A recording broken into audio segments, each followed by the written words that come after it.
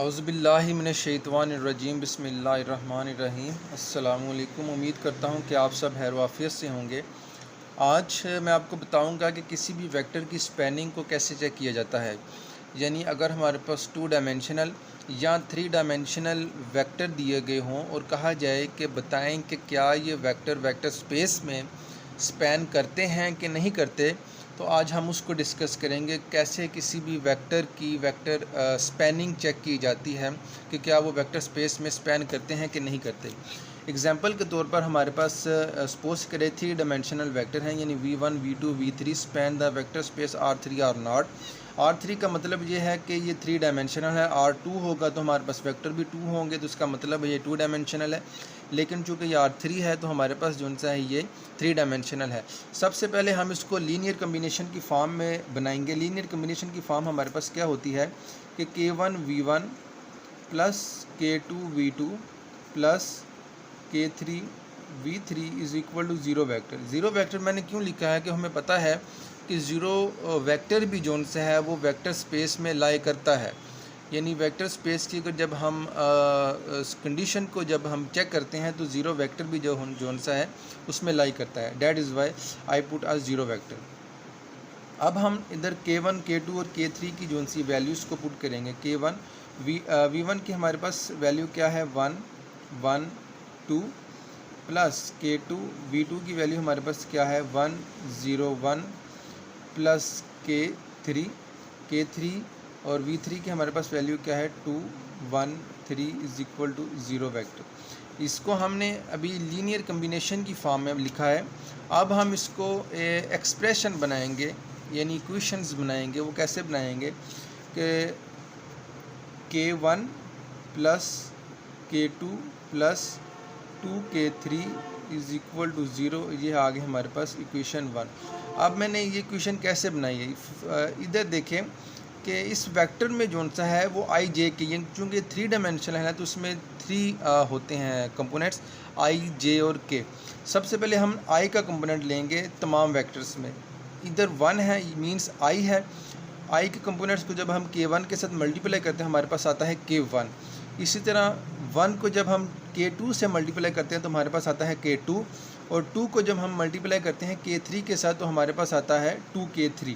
इसी तरह अब हम j के कंपोनेंट को देखेंगे k1 plus 0k2 plus k3 is equal to zero. ये आ गई हमारे पास इक्वेशन 2। इसी तरह अब हम k का फैक्टर देखेंगे तो k का फैक्टर क्या है 2k1 plus k2 plus 3k3 is equal to zero.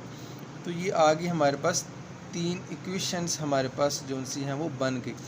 अब अगर हमने इसकी स्पैन, अब रीज़न क्या है कि सबसे पहले एक अच्छा स्ट्रक्चर जनरेट किया जाए कि सबसे पहले 3 वेक्टर जोन से हैं उनको लीनियर कम्बिनेशन की फॉर्म में लिखा जाए, उसके बाद उसकी इक्वेशंस बनाई जाएं। इक्वेशंस बनाने के बाद अब हमने इसका चेक करना है कि क्या ये वेक्टर R3 में स्पैन करते हैं कि नहीं करते।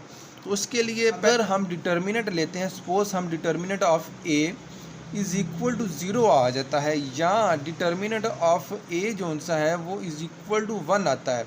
अगर तो डिटर्मिनेंट ऑफ A ज़ीरो आता है तो इसका मतलब ये है कि ये स्पैन नहीं करते, नॉट स्पैन।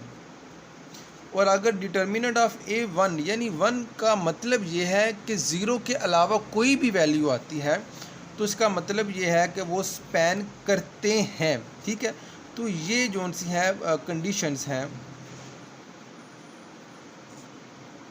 किसी भी वेक्टर्स की स्पैनिंग को चेक करने के लिए। अब हम इसका सबसे पहले हम इसको मैट्रिक्स की फॉर्म में लिखेंगे। A इज़ इक्वल टू हमारे पास आ जाएगा 1 1 2 1 0 1 एंड 2 1 3। अब हम इसको डिटर्मिनेंट की फॉर्म में लिखेंगे। A is equal to 1 1 2 1 0 1 and 2 1 3। अगर हम इसका डिटर्मिनेंट लेते हैं, यानी A का जब हम डिटर्मिनेंट लेंगे तो इज़ इक्वल टू 1 आ गया बाहर, 0 minus 1, okay, minus 1 into 3 minus 2, okay, okay, +2 and then आ जाएगा हमारे पास +2 1 - 0। तो डिटर्मिनेंट ऑफ ए हमारे पास आ गया -1 एंड +2। तो इसका मतलब क्या हुआ कि डिटर्मिनेंट ऑफ ए हमारे पास जो सा है इज़ इक्वल टू 0 है। अगर determinant of A is equal to 0 है, vectors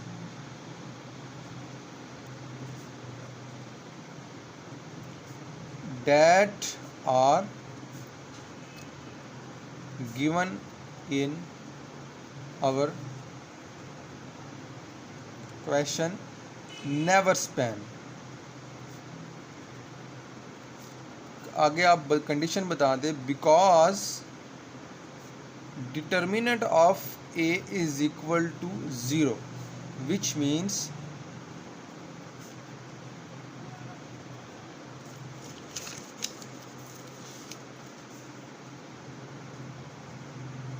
vectors are not spanning।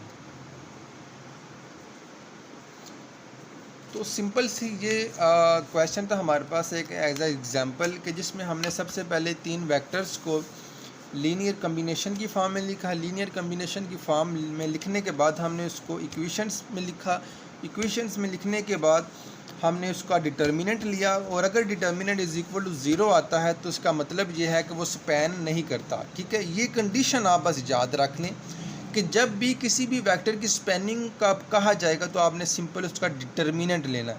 Determinant अगर लेते हैं इज़ इक्वल टू 0 आता है जिसका मतलब वो स्पैन नहीं करता, और अगर डिटर्मिनेंट आता है नॉट इक्वल टू 0 मीन्स के 0 के अलावा कोई भी वैल्यू आती है 1 2 अप टू सो ऑन, तो इसका मतलब यह है कि वो स्पैन करता है।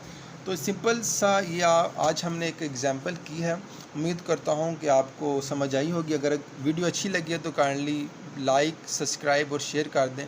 अल्लाह आपका हामी नासिर हो। जज़ाकल्लाह।